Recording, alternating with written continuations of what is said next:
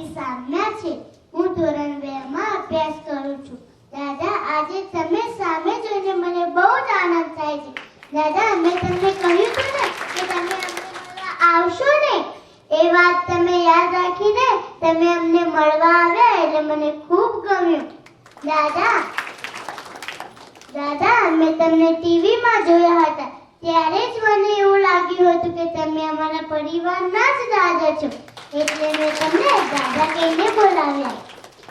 દાદા, અમને તમને મળવાની બહુ જ ઈચ્છા હતી ને તમે આજે અમારી ઈચ્છા પૂરી કરી એટલે હું તમને વંદન કરું છું.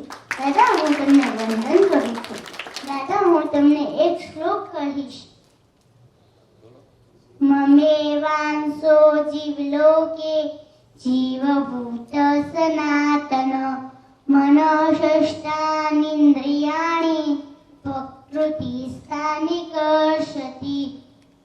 સૌને મારા જય શ્રી કૃષ્ણ.